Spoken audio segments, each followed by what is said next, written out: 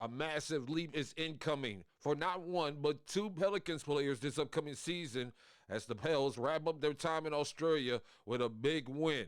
We're going to talk about who those two players are and also give you an update on what's going on with Jose Alvarado inside this edition of Pelicans Digest. What's good with it, y'all? It's your people, Melz on the MIC. Melz, talking about the Pels once again here inside Pelicans Digest. And thank you so much for subscribing, man. The numbers are going up. Big shout out to all the folks out there in Australia, down under, who are now tuning in and subscribing to Pelicans Digest. Thank y'all so much. Hope y'all enjoyed the squad when y'all was out there in the games. I know we did out here in the States. So don't forget to hit that subscribe button, like and share this video and this podcast with your folks. Also check us out on Apple Podcasts as well. And man, the Pels came out and looked like a team that watched the tape from their first game in Australia, made some adjustments, and came out and looked like they were supposed to look like. And if you're a Pelicans fan, you should be very happy at how this team looked against Southeast Melbourne Phoenix last night. I mean, look, it wasn't NBA competition, but scoring 127 points from this New Orleans Pelicans squad, you gotta love it, baby. I know I do. Pels win 127-92, and it was a big night for a player that I did a video on just 3 or 4 days ago, trying to tell y'all before Australia even started about this one player that was the perfect signing for the Pelicans, the perfect pickup, and a lot of people thought it was just a throw-in with the Jordan Poole trade from Washington. And I'm talking about Saddiq Bey. It was a massive night for Saddiq Bey, scoring 21 points in 21 minutes and also having 6 rebounds in that game, man. Crazy night. It was great to see somebody in the wing position sit out there, stroke these threes all night long, get up and down the floor on defense, get some rebounds. You got to love it, man. It was a big night for Saddiq Bey. He was outstanding. 21 points in 21 minutes, including 17 points in the first half. Bey was 6 of 9 from the field, including 4 of 6 from three-point range. And Bey added 6 rebounds and 3 assists and looks completely healthy. Something I said in a video a couple days ago. You go check it out now. You want to scroll back and look. This is why I was trying to tell y'all. We be calling the shots over here. I was trying to tell y'all that Saddiq Bey is going to be something special this season. Coming off an ACL injury. Hungry to get back into the game. You got to remember, this guy once scored 51, I think 51, 52 on the night when he was with Detroit before his injury. He's fully healthy. He looks even bigger than before, but yet still has an amazing three-point shot. And that's going to be super important coming up, and especially in certain plays when you saw in the game last night. That when you roll a screen or roll a pick and you see the defense crashing in on Zion, Zion has Bey right there, ready to shoot that three, ready to stroke it, ready to go. It was fabulous to see. Lots of great ball motion and screen and pick in action with Looney and Poole. Like, you gotta feel good if you're a Pelicans fan. But I try to tell y'all about Saddiq Bey, man. I try to tell y'all. I try to tell y'all. Pardon me, is my Bell's palsy act up. But another great night also for this young man, Jeremiah Fears. He came back after struggling the first night on Friday night. In the first game, looked a little indecisive. Looked like he was a little too excited to be out there. In this game, he started, slowed down. You saw much better patience. You also saw him taking better three-point shots. You saw him be more comfortable. And that's great to see with Jeremiah Fears. And that's why I was saying before, he's going to be just fine. Just give him time to develop. He's not starter ready, but he did show last night that he's capable of filling in a starting role if the situation presents itself.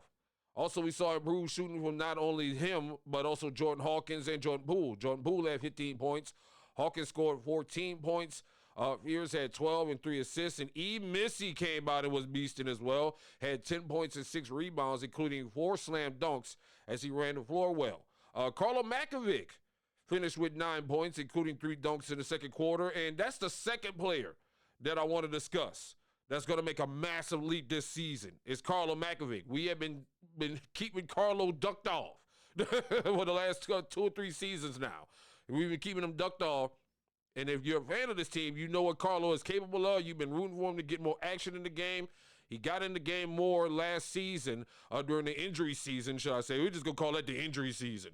He was able to get in and average at least 10 points and put in some quality minutes. But in this game, while he didn't have a lot of eye-popping numbers, like he only had like 9 points, a couple of rebounds.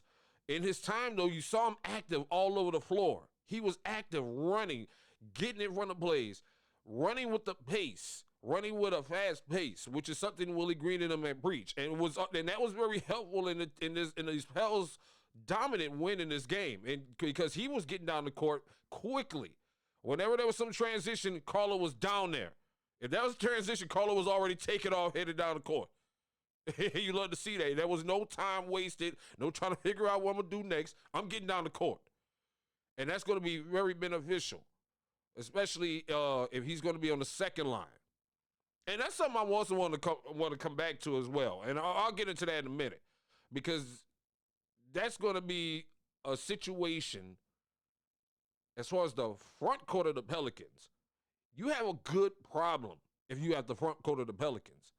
You have a really good front court now. We really do. You got Saddiq Bey, you got Kevon Looney, again, one of the premier rebounders in the game. You got Zion Williamson. Then you got backup with Eve and Carlo.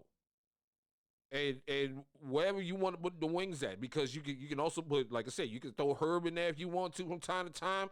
And that's going to be a good problem with the Pelicans to have, because now the good problem for Willie Green is, damn, who am I going on starting night? If Saddiq Bey is stroking it like this, Herb might have to come off the bench so we can have some defensive presence, or vice versa, or just depending on the matchup you have that night. But I see Bey taking a massive leap this season if they want to put him in that starting role. And like I said, if you saw that game last night, if you saw how offensively the Pels were stroking the basket last night and was making it rain, shot over 56% from the field, 64 points in the paint. Again, 64 points in the paint. Front court. That front court. Your front court is ready if you're the Pelicans. 56% from the field. 33 assists overall in the game, which is where kind of the Pelicans' average is for this team. You got to feel good, man, go after watching that game. Now, we'll see what happens when they get into Birmingham in a couple of weeks, when they actually play some NBA competition. They're going up against the Rockets, which I think is the team that's going to give us the most problems in the Western Conference this season. But I'm also starting to rethink that. And I'm going to get into that another time. I'm getting lost into a tangent. I'm getting unfocused. But at the end of the day, you saw this team average about 35 to 40 points a quarter last night. And that was dominant. That was like phenomenal to see. So the question I have is, you have so many good problems to have if you're the Pelicans right now. You're going, as you fly back to Australia, as you watch this game film, and you're watching, you're like, damn, this is a good problem to have. We really are kind of stacked at this point. So I'm just trying to tell y'all what's really good, man. It was a great game to watch last night, overall from start to finish, all right? But the only problem now, there is one problem, and you saw it, I saw it last night, is the situation with Jose Alvarado. Apparently, Jose went down and is dealing with a right knee injury. And that's concerning. That is very concerning. And, you know, this is like, what, the second time we've seen Jose on the floor this summer. Because, again, if you look back at that first game, and the reason why Jose played so many minutes in that first game is because Jose is probably the only player on this team besides E. Missy who actually kept playing all summer long. If you recall, Jose was playing for Puerto Rico most of the summer. And he went down in an injury in the game playing with them.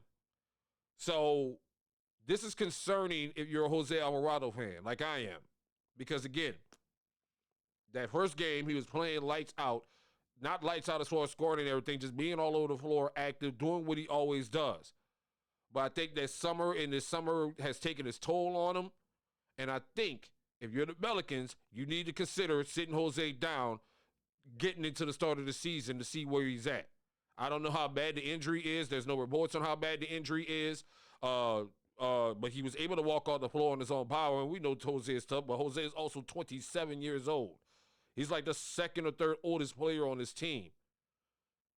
And it's hard to come back from those injuries the older you are. So my concern is, again, with Jose, understanding that room is already stacked. That guard room is already stacked up. You got Fears, you got Peavy, you got Murray, you got Poole, you got Hawkins, you got Trey. You know that your spot is dwindling away. Can't really afford an injury right now. Can't really afford that right now. So if you're Jose and you're the Pelicans, you got to take it easy with him going into the start. To say you got a couple of weeks. I wouldn't even say hold him out the first couple of games, but I would say let him get some time to get fully 1,000% right going into the season if you plan on keeping him. That's if you plan on keeping him. And it's going to be up to Jose, too. You know, and I know Jose's going to work hard and get back on the floor. But that is concerning to me. I'm not concerned about the Trey Murphy and Herb Jones injuries that were reported before the game because, again, if Trey and Jose, look, if Trey and Herb woke up this morning and said, damn, my foot got a little ache in it. Man, sit down. We got 80 games to worry about. We ain't worried about this little Australia situation. Go sit down. And so if you're in the Pelicans training room and you heard them say ooh or ow at any point during this trip, those two need to go sit down. This is exhibition. They here to see Zion. Let Zion go work that out. These two, and like I keep telling you, this is a further understanding and commitment that Herb and Trey are going to be the focus of this franchise. Okay, so. No, I have no problem with them not playing at all. I've seen a whole lot of comments on social media talking about, oh, the Pels already in mid-season form because Herb and Trey. Listen, I don't think they were injured at all. I think they was like, you know what? If you even feel soreness, your muscles ache a little bit, damn this Australia game, we got to sit y'all down. We got 80 games to worry about with y'all too. So don't panic on that. Don't panic on that and pay that no mind. I'm just telling y'all. But what are your thoughts, though? I need to know your thoughts on Saddiq Bey and Herb Jones and this situation with those two. Do you think Willie Green has a good problem on his hands as far as who do you start on opening night? Seeing that you saw Saddiq Bey give you 21 in 21 minutes. All respect due to Herb. All respect due to Herb, you know. But Saddiq Bey came out there and give you all these minutes and these points. What are you thinking on opening night? Does Saddiq Bey get the start or Herb get the start? What are your thoughts on this? Also, your thoughts on Carlo Makovic and Jose Alvarado and everything else that's going on what you saw at the Australia games. If you're part of the nearly 50 to 70% that haven't subscribed yet, hit that subscribe button, baby. We'd love to have you here on Pelicans Digest. This is where you can read the best analysis, rumors, all that good stuff about the New Orleans Pelicans right here on Pelicans Digest. It's Melz talking about them Pels. Clap back in the comments and I'll holler at you.